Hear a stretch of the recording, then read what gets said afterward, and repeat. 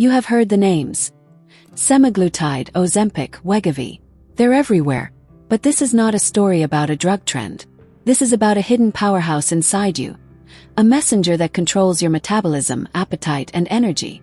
It's called GLP-1, and its discovery has revolutionized how we treat diabetes and obesity. If you want the real science behind this tiny hormone, stick around. So what is it? GLP-1 is short for Glucagon-like Peptide-1. Think of it as your body's after-meal coordinator. It's an incretin hormone released by special cells in your small intestine, L cells, right after you eat. When food arrives, GLP-1 jumps into action and performs 4 crucial jobs. Boosts insulin.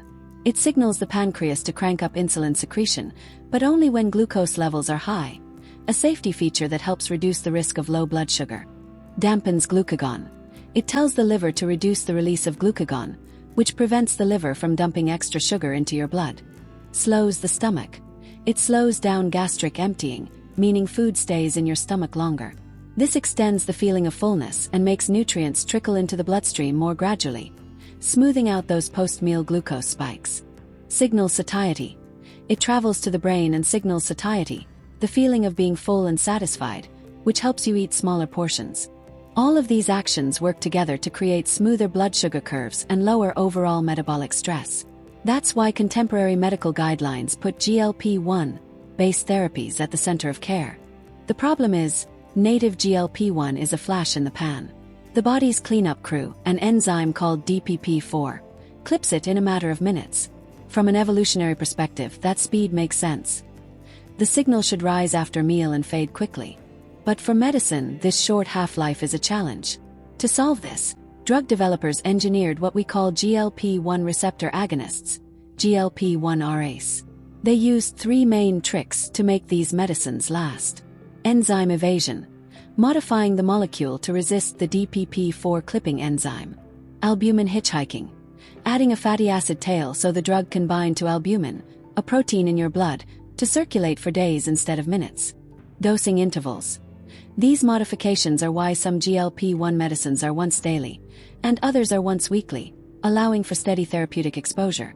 The most well-known examples are agents like Semaglutide and liraglutide. We're even seeing the rise of dual-agonists like Tirzepatide, which target both GLP-1 and another incretin hormone, GIP, to enhance results. The results of using these therapies go far beyond just blood sugar control. Weight management. By slowing gastric emptying and signaling satiety to the brain, GLP-1RAs often lead to a reduction in total energy intake. People report fewer cravings and smaller portions feeling satisfying, which over time helps weight trend downward. Cardiovascular protection. Importantly, these benefits extend to the heart. Modern standards of care recommend GLP-1RAs with proven cardiovascular benefits for eligible adults with type 2 diabetes and established heart disease, independent of A1C. It's about reducing metabolic stress, which adds up to fewer major events in high-risk patients. New indications. The science is still expanding. For example, in 2025, the FDA approved one semaglutide formulation for the treatment of metabolic-associated steatohepatitis, or MASH, with fibrosis. This shows the broad metabolic influence this biology has, extending even to liver disease.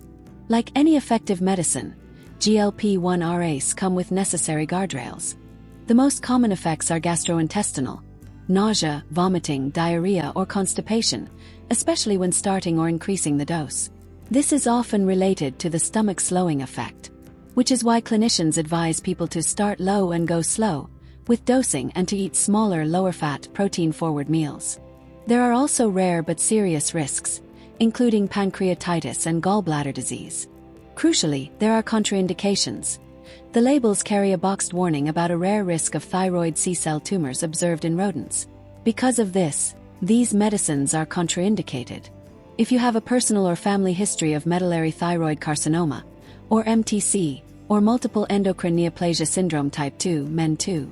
This is why a personalized history and medication review with a clinician are essential before starting therapy. The bottom line is this: GLP-1 is not a stimulant, and it's not a magic fat melter.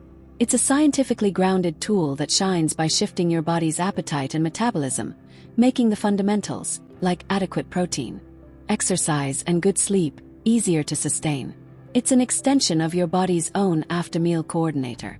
What do you think about the science of GLP-1? Let us know in the comments below. If you found this video helpful, hit that like button and subscribe for more deep dives into health and medicine. Thanks for watching.